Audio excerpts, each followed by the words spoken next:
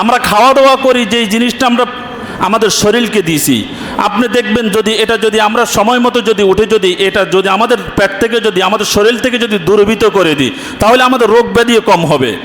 আমরা দেখা যায় যে বিকাল থেকে খাওয়া দাওয়া শুরু করতেছি, খাইতে খাইতে দেখা যায় যে রাত্রে 11টা 12টা 1টা 2টা পর্যন্ত আমরা জাগ্রত থাকি। জাগ্রত থাকার কারণে দেখা যায় যে আমাদের সকালের ঘুম থেকে আমরা উঠতে পারি না। তখন আমরা জাগ্রত হই কয়টা বাজে? 9টা বাজে, 10টা বাজে। আর এই 9টা 10টা পর্যন্ত যখন আমার এই ফ্যাটের ভিতরে, শরীরের ভিতরে যখন ময়লা আবর্জনাগুলো ভিতরে ঢুকে থাকে, তখনই আমার শরীরের ভিতরে রোগ ব্যাধি সৃষ্টি হইতে থাকে।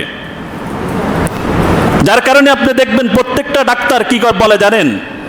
আপনি দেখবেন আপনি যদি অসুস্থ হয়ে যান, নয়তো আপনার শরীরে যদি কোনো সমস্যা হয়, তখন এর সাথে সাথে ডাক্তাররা বলবে আপনি ফজরের সময় উঠে কিছু হাঁটবেন।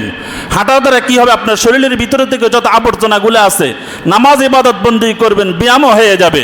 এরপরে আপনার শরীর থেকে ময়লা আবর্জনাগুলো দূর হয়ে যাবে, আপনার শরীর সুস্থ থাকবে।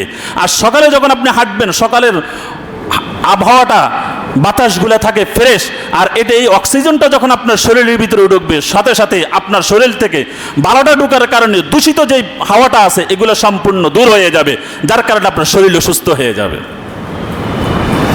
বেশিরভাগ ডাক্তারকে দেখবেন কখনো সে সকালে ঘুমায় না, সকালে উঠে সে হাঁটে। কিন্তু আমরা বোকা। আপনি ডাক্তারের কাছ থেকে একবার ঘুরিয়ে আসেন, তাহলে দেখবেন নাকি